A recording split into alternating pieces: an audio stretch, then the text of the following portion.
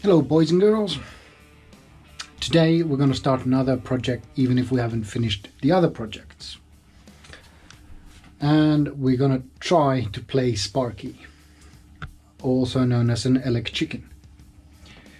And the point of the project is that we want to put some electricity stuff into the cab. And I've got some of the stuff out here on the dash. on the desk. First of all, we got a 2-camera reversing camera setup. This is a 1080p dual camera system, like I said. It normally runs in a split screen, so you can position the 2 cameras in different places. Typically you place one on the passenger side and the other one at the rear, and then when you engage reverse gear you switch full screen to the reversing camera. We're probably going to switch it so that you have a switch on the dash where you can do the split screen or the full screen one. Then I want to install several USB sockets, chargers. It's probably a bit excessive. I might not put all of the 3 of those in. I have one more coming that has got a USB-C and a powerful USB-A, but also a voltmeter on it. Then I have a 24 to 12 volt step down power supply conversion device, it says on it. And the idea with that one is that some devices cannot run from 24 volt. These USB sockets take up to 30 something or 37 volt or something, so they'll run fine. But this wireless phone charger needs 12 volt, for example. So that one is going to be supplied from the 12 volt supply through a double regular cigarette lighter socket. We have 2 of the chargers, so we can both charge our phones whilst driving.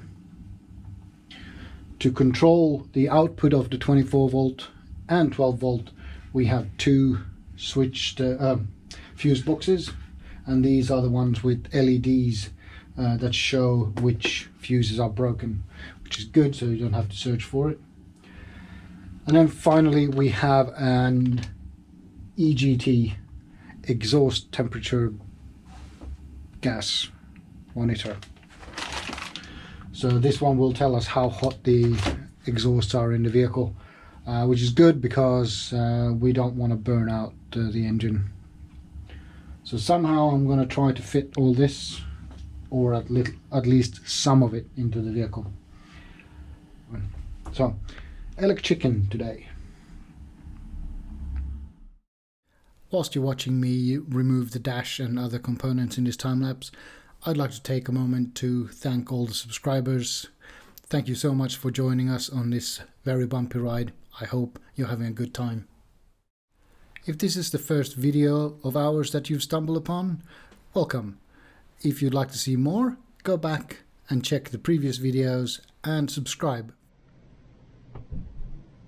I'm sat in the cab of the Unimog and I'm making a start on our electronics here, our electrical system, like cabin accessories and things like that. Power for phone chargers, for the reversing camera, and USB sockets and all of that.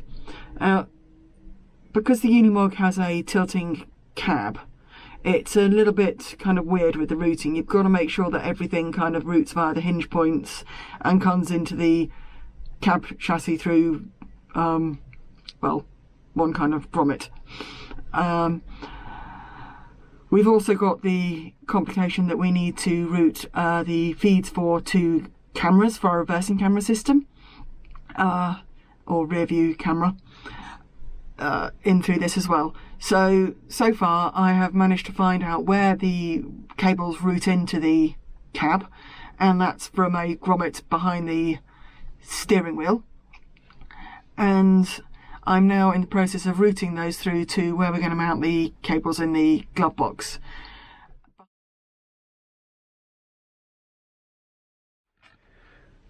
I've made this aluminium panel for the electricery stuff in the cab, and I was quite pleased with it until I realized that I also would like to have a USB charging socket somewhere here. So yeah, I've got the regular thingy sockets there, which we have a use for, so they're not just there randomly. And then we have two relays. I will use one to switch all of this on, and then the second one is either spare or for future use. And that's flickering again. Can't get rid of it. So I'm going to see now where I can see if I can fit this one somewhere somehow.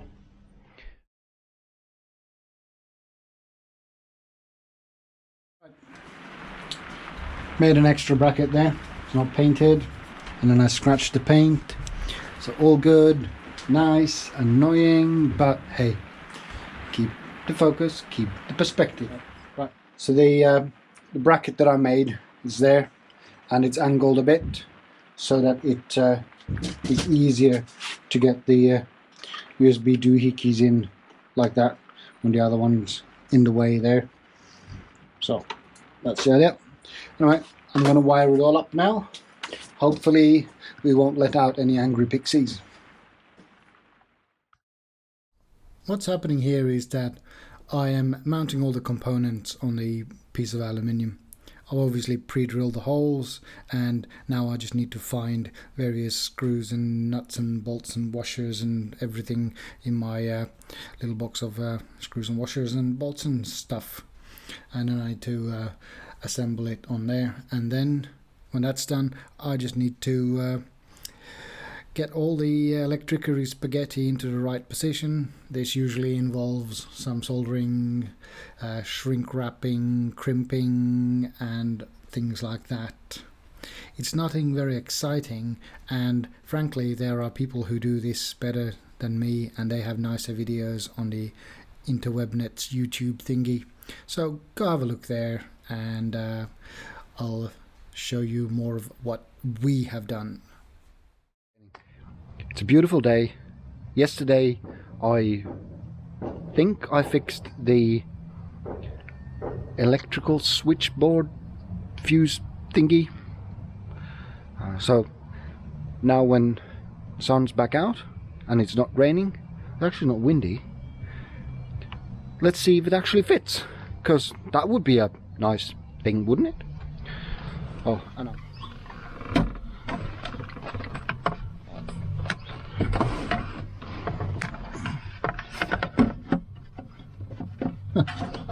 Sort of, almost, maybe. Right. So apparently I didn't film when I actually put it in there, because whatever. But the fuse box board thing fitted. There it is. Not these, those up there. Yeah. And to my surprise, it's actually very sturdy, and it actually fits really well. So, you know, wow, done something right for once. Anyway, so let's have a quick closer look. So there it is, and yeah, it's pretty sturdy. There's space for the connectors there, space for the USBs there, the relays there, and this thick cable is going to come to there at some point, and then we need another one from over there, and then yeah, so yeah, it looks pretty good actually. It looks like looks almost professional, you'd say, but yeah, and yeah, it's I'm surprised. So let's leave that there, and then we'll continue with the rest of the shizness.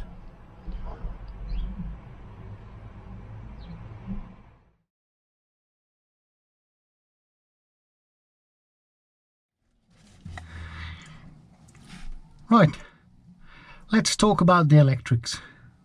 I haven't filmed this whilst I've been building it because it's actually quite tedious. It's basically just cutting wires, crimping stuff, putting heat shrink on other things, and putting fuses in fuse boxes and all that sort of stuff. So I haven't filmed it. Rather, I will now explain to you how the system is done.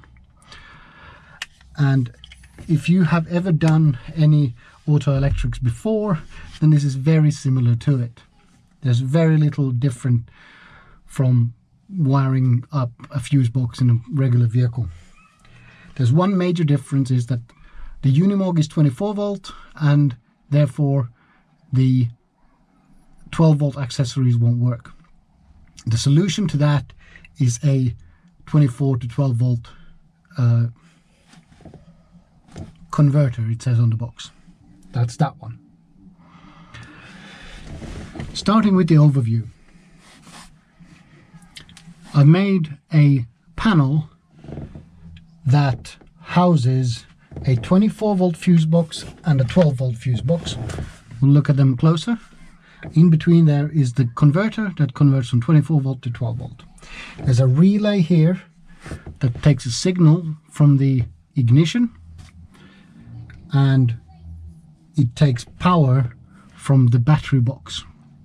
The cable from there is fused as it should be, and we'll talk about that later. That's the basics of it. We start our electrical journey at the ignition. It normally sits there. Now there. This is very simple. There's 3 cables coming in. One is permanent 24 volt. The other one is switched by the ignition 24 volt, and I believe that the last one is the signal to the starter motor solenoid to crank the engine round. So I have simply thieved off there. It looks a little bit icky at the moment, but I'll cover that up in some electrical tape and you won't even know about it. But one of these cables, that one to be specific, goes across here, under there, following that wiring loom into there and to the relay. The job of the relay is to take a small amount of power from the ignition and then switch a larger power source to the other devices that need it. So there's 4 connectors on a standard relay. One is earth, one is the signal, and one is the actual power, and the 4th one is the output, and the output is there. That goes to the fuse box. Oh, that means that there is switched power. This cable comes from the battery box. I'll show you that later. Back to the ignition. So that is the relay signal, and this one here is for a USB socket / voltmeter at the dash there. That one is now showing 22.4 volt, and it's got a USBC charger and a quick QC 3.0 USB charger. That means that I can put a camera or something here on a window or something like that and charge and use that one if needed. Back at the fuse box, let's see what we have here. Let's follow the power. It comes in here with the signal and it goes out to there. This fuse box has then got 6 slots for various things that you want to power. You simply connect whatever drawer you want into one of those and one of those. These are the earth or negative, and these are the positive ones. One fuse here is this one that goes to this box. This box converts to 24 volt to 12 volt. The output of this one goes to that post, which now gives 12 volt to this whole fuse box here. Going back to the first one, we have this cable here that goes to the EGT. That's the power for the EGT. This one goes to this USB socket. There's a dual USB socket here which is powering currently one regular USB cable, and the other end of that USB cable is a USB-C cable. This is intended to power any modern camera or the iPad. The next one, was, as we already spoke about, was the converter, and at the top here we have the reversing camera system. It requires several cables. One is supposed to be permanent 12 volt, one is supposed to be switched 12 volt, but we are switching both of those at the same time. And then this one here, which is a little bit odd, is a switch on the dash there, which allows us to switch between having a side camera and rear camera to having just the rear camera. So this 12 volt goes to the switch, and when it comes back, the display thinks that we are in reverse. So normally you would connect that to your reverse lights, so that when you put reverse in, you get full reversing camera rather than reverse and side camera. On the 12 volt side, we have got two more USB sockets. They are currently terminated in these XT connectors, because this one will be at the top of the dash, and this one will be in the glove box, which lives here normally. This fuse here is for these two cigarette lighter sockets. The phone chargers that we've chosen doesn't have a dedicated USB cable. They actually come with these plugs, and they do not take 24 volts, so we have had to make a dedicated dual 12 volt cigarette lighter sockets for our chargers. One of the chargers is here, it's going to be on top of the dash panel there, and the other one's going to be on top of the dash panel here, and it is currently here. The reversing camera system is all coiled up here, and it goes up through this conduit that we've installed to the ceiling. Following this, comes up here, out to here, follows this, and there's the actual camera. There's the actual screen.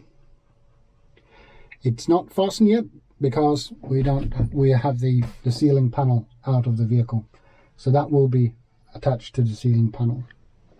Back to the thing here. We have also installed a 33 amp cable that we have put in the conduit. Goes up through here, past this camera onto here. That's where it terminates at the moment. And the idea behind this one is that both of our seats are heated. We haven't connected that yet. We believe that we need to create 12 volt for that. They draw 12 volt 10 amps each, so we need a fairly sturdy cable for that, but also it would probably be good to have a socket or some sort of power source around here. The power comes into the cab through that grommet there. Okay, so here we are at the engine bay.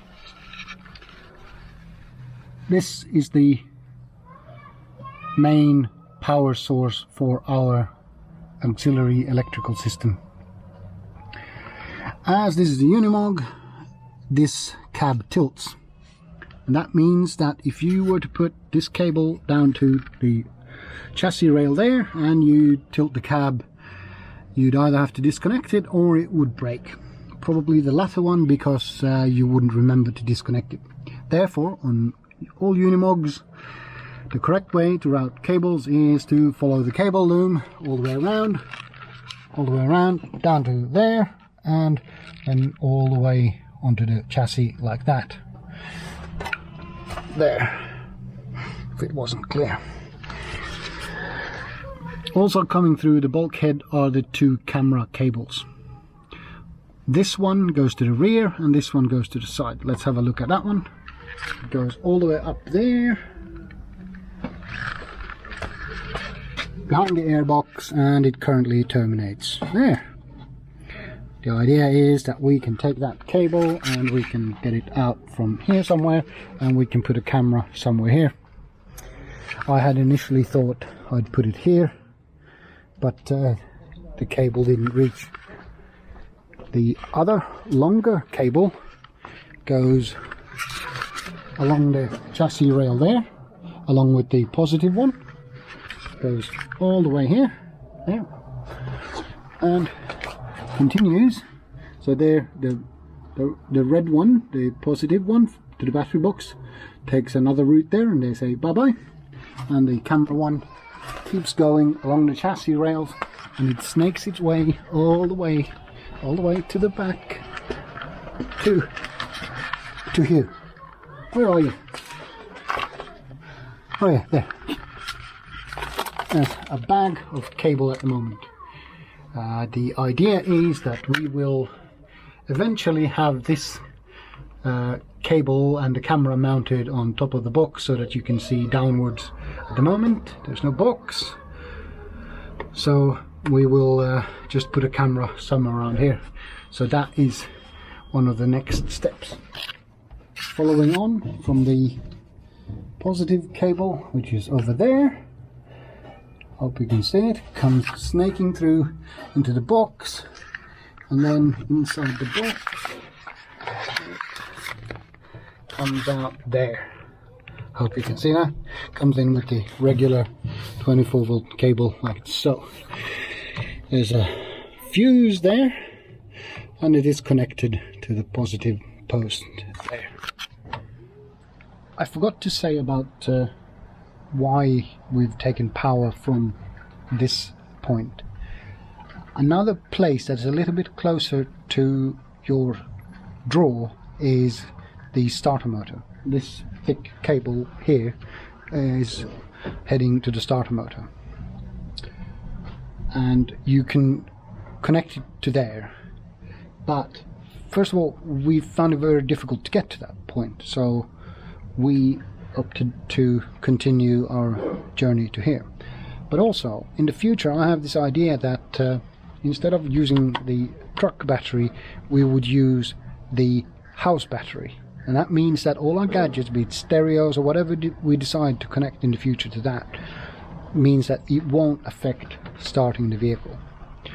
So that is one reason why this extra long cable to this point at this stage is not necessarily a negative thing. Actually, it's a positive cable. How could that be a negative thing?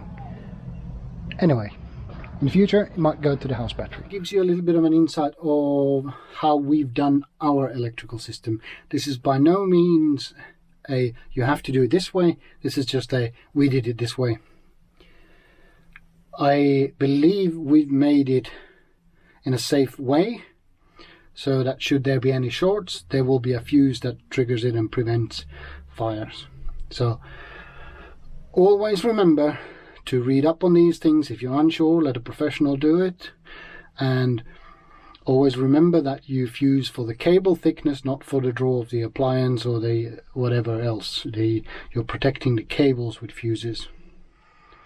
Now we just need to button it all up and continue with other things, such as hanging the reversing camera screen up.